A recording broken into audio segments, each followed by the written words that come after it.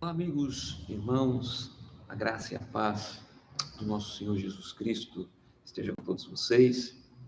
Estamos aqui nesse momento, chegando até vocês aí pelo nosso canal no YouTube, para conversarmos um pouquinho mais sobre um movimento que faz aniversário essa semana, que é o movimento de reforma protestante. De uma forma ou de outra, você já ouviu falar a respeito da reforma protestante, e principalmente entre os evangélicos, nesse momento em que as redes sociais, são amplamente utilizadas, muitas postagens a respeito da reforma protestante são feitas nessa semana, lembrando os pilares da reforma, o início do movimento, a figura dos reformadores e assim por diante.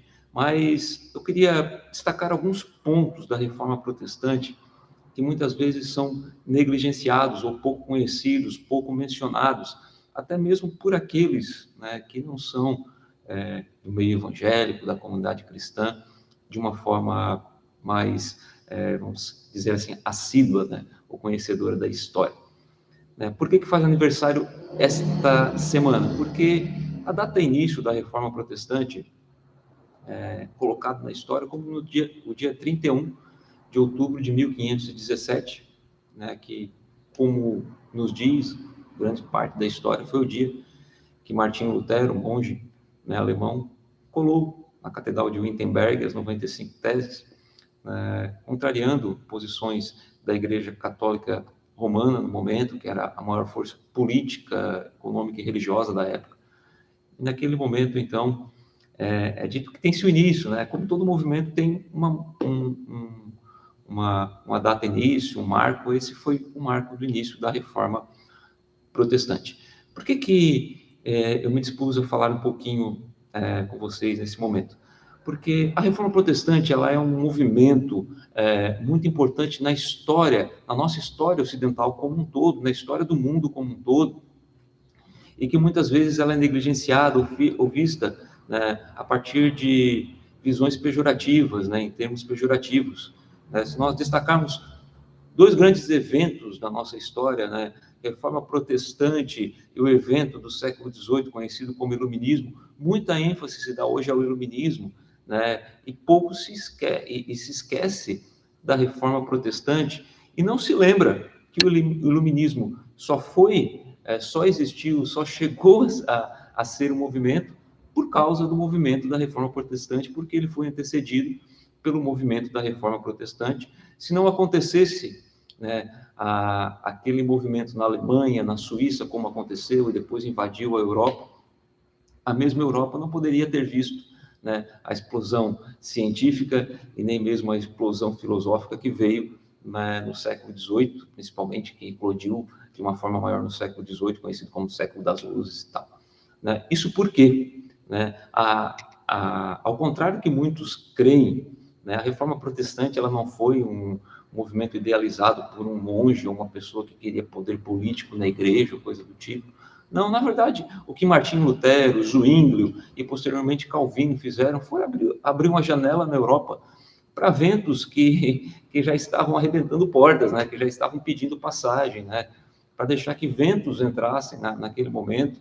Era só uma questão de tempo, para que acontecesse aquilo que aconteceu ali na Europa. E Martinho Lutero foi, como eu gosto de dizer, a pessoa certa, no lugar certo, e claro, comissionado, levantado por Deus, assim como Zwinglio na Suíça, Calvino, e entre outros que posteriormente foram se ajuntando ao movimento reformado e dando assim corpo para que ele chegasse a ter aquela eficácia que teve em toda a Europa, a mudança de mente, de pensamento, principalmente a respeito do cristianismo. Por que eu disse que iluminismo seria impossível sem reforma protestante? Ao contrário que muitos pensam, a reforma protestante não foi um movimento meramente religioso. Se você não sabe, mas o ensino público foi incentivado pelos reformadores protestantes. As primeiras escolas comuns que tinham como objetivo educar o povo e educar as crianças, elas surgiram nas cátedras de igrejas reformadas. E a pedagogia hoje moderna diz, não, mas isso era só para que eles aprendessem a Bíblia. Não, é para que eles aprendessem Bíblia, para que eles compreendessem o mundo à sua volta, porque, ao contrário do que a maioria hoje diz, não existe na visão reformada, não existia na visão dos reformadores, né, esta guerra e essa luta entre ciência e fé, como coisas completamente distintas uma da outra, né, como se o papel da ciência fosse provar que o Deus cristão revelado pela fé a partir das Escrituras não existisse, mas não, né? Ou como se os reformadores eles quisessem somente dar educação para o povo, para que o povo pudesse ler a Bíblia, assim contrariar a ciência, acreditar no Deus da Bíblia. Não foi nada disso. Não foi nada disso, muito longe disso, até porque os primeiros cientistas, eles foram cristãos. E a partir até do movimento reformado que proporcionou ao homem naquele momento estudar com mais afinco as leis da natureza, né, entre outras coisas, o que não era permitido quando a Igreja Romana monopolizava o conhecimento, né? Então foi a partir disso que os primeiros cientistas cristãos começaram a estudar a respeito do mundo, a buscar entender de uma forma mais científica, mais racional, como esse mecanismo criado pelo pelo Deus poderoso, funciona, porque os primeiros cientistas, ao ver a realidade, a magnitude do mundo, eles lembravam da grandeza, né, do Criador. Tem até uma citação bem importante de um homem muito conhecido na história, que eu não vou revelar a princípio o nome, que ele diz: o que sabemos é apenas uma gota em um vasto oceano. O arranjo maravilhoso e a harmonia do universo não poderiam senão sair de um ser onisciente e onipotente. Se nós falarmos isso de âmbito geral, principalmente quando estamos falando de reforma protestante, os primeiros a ouvirem podem dizer: ah, não, isso aí foi obra de João Calvino, de Knox ou de outros reformadores. Não, quem falou isso foi Sir Isaac Newton, né? Considerado um dos pais da física moderna, né? Bem lá no início, e não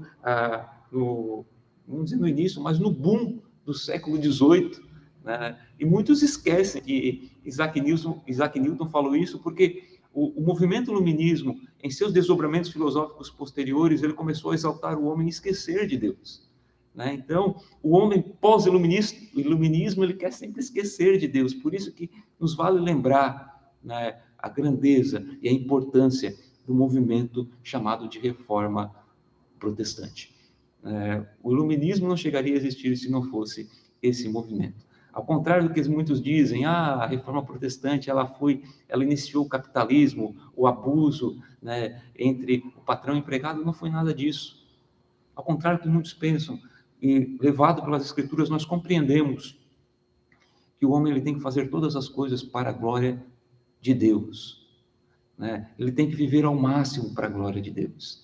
Ele tem que promover cultura para a glória de Deus, porque foi isso que Deus nos ordenou lá no início de todas as coisas, no livro de Gênesis. Ele tem que descobrir o mundo à sua volta, porque porque esse mundo representa, ele revela para nós a grandeza de Deus, como está escrito lá na carta de Paulo aos Romanos, no 1º capítulo.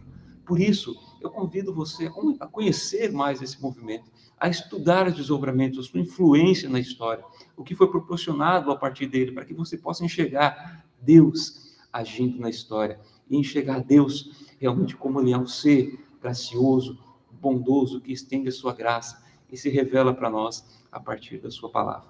Um grande abraço a todos, que Deus nos abençoe.